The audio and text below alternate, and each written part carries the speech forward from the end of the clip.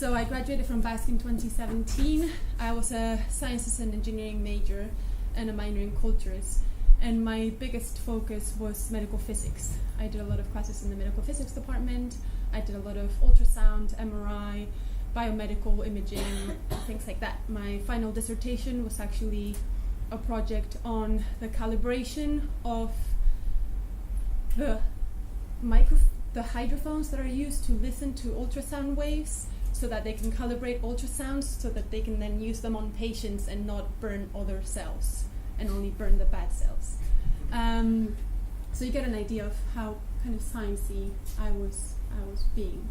So I got into arts and sciences because I never wanted to choose between science and art, and BASc really allowed me to do that, and that's how I progressed into art conservation. It's a subject that I think it's one of the most interdisciplinary things I've ever found. I get to work with art on a daily basis, and I get to use my hands and fixing things with my hands, which I love to do, but I also get to use a lot of science to analyze objects. I use FTIR on a daily basis to see what the objects are made of. FTIR? I use Fourier transform infrared spectroscopy. Sorry. So it basically tells you what the material in something is. I also use spectrophotometry to look at changes in color and opacity in things, and a number of other analytical techniques that are really medical physics but are being applied into conservation. So I decided to do an MA conservation on my third year of arts and sciences when I was taking a course called Object Lessons. Is it still working? Yeah. Still going. It was a course where you got to work in groups. You were given an object from a museum or a collection at UCL, and you had to research all about it, write a report, and then together with your group you had to build an exhibition around the objects that you had.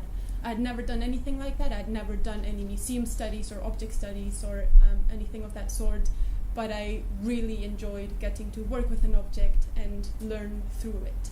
And through that class I also got to meet conservators and learn about conservation. I did not know previously what it was. I knew that there were people that did it, but I had no idea how they got to that point. I didn't know that there were university courses you could do to get there. And I started to learn a lot about it during my third year, and I decided to do it. I thought it was the perfect combination of arts and science and of working with my hands, which is what I saw myself doing. So the MA conservation that I do at Camberwell College of Arts, it's a book and paper pathway, so you get to choose whether you want to specialize on books or on paper conservation, which might sound a bit weird because books have paper in them, but books have a whole other different problem to them than just paper does. I'm just going to talk about what the things that I kind of do. There's a really big mix to a conservator's work. There's the kind of more sitting down by a computer part, which is managing collections. So you'll either be managing the storage of a collection within a museum or a library, and you have to make sure that everything is in the right place. You have to make sure that risk is being controlled. So things like flood, pests, light, there's a lot of controls behind all of that. You also have to deal with things going out on loans and being ready to be taken by another institution.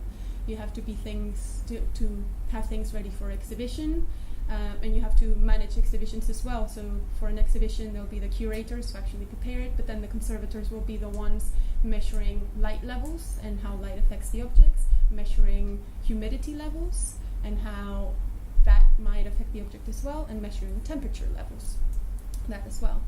And then there's the more kind of hands-on part, which this is why I put this picture up here, which is what we call bench work. It's the time where you actually get an object or a series of objects and you get to treat them.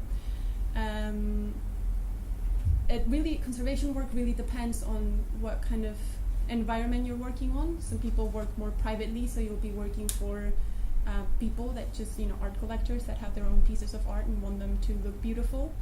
And so you'll be working to make an object almost look like new.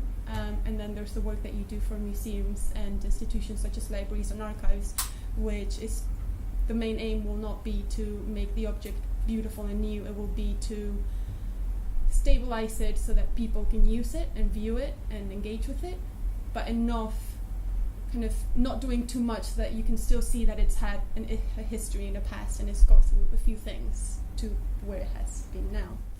There's also a lot of other things that come into place, because there's a lot of ethics that we have to think about on a very regular basis. Our decision making, you don't just get an object and you're like, yeah, I'm going to fix this tear and I'm going to take this stain out. You really have to question everything.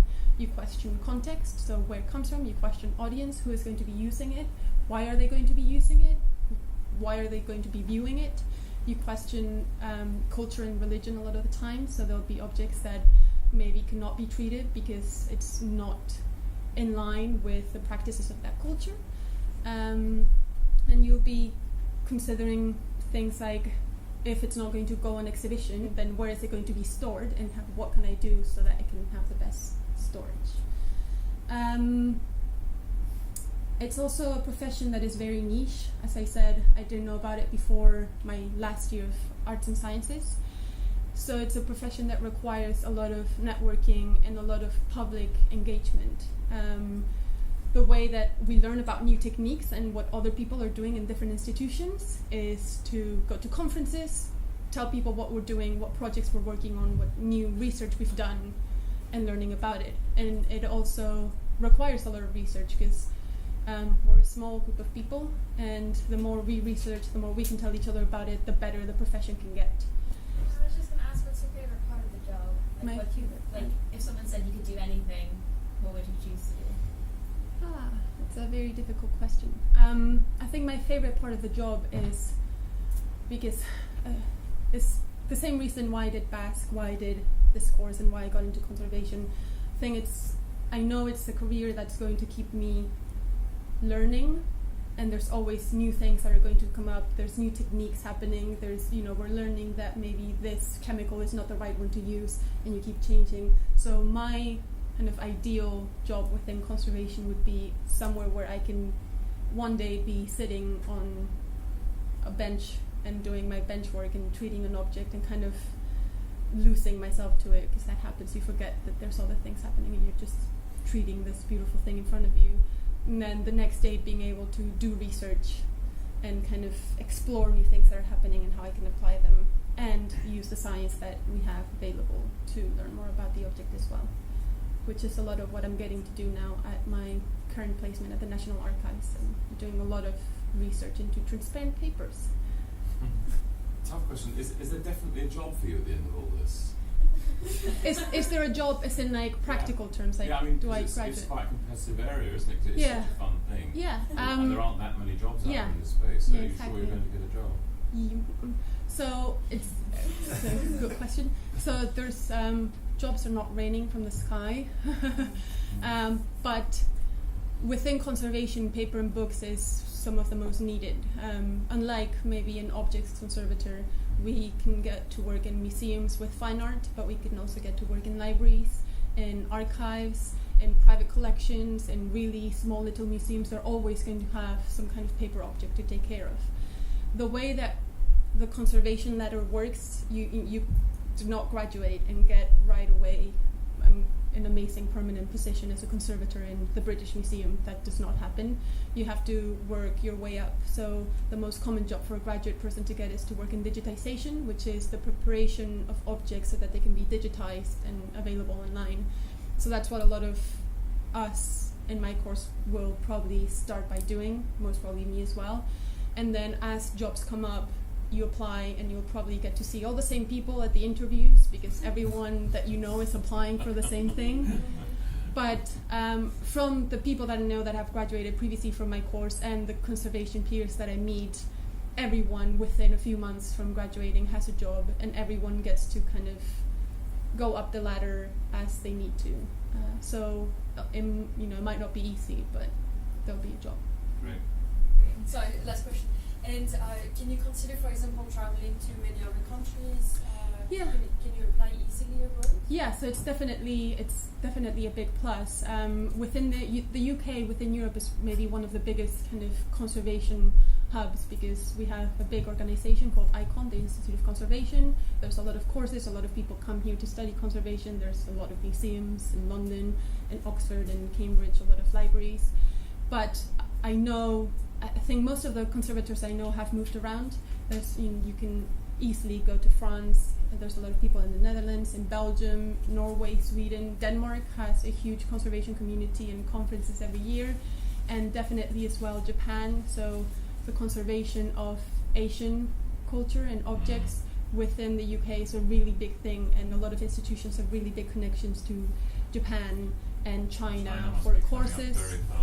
So a lot of people that maybe get a job at an institution and need special training for, let's say, Japanese scroll mounting will travel to Japan and spend 3 months there in a Japanese museum learning how to scroll mount, and then they get brought back and do that. And there's a lot of, in the US, there's a lot of opportunities for graduates. There's a lot of, not scholarships, like traineeships and graduate jobs that big institutions open. So the Getty Research Institute, the Smithsonian Museums, MoMA, they all recruit conservators from anywhere in the world. They can sponsor you. Great, thank you very much. Lovely.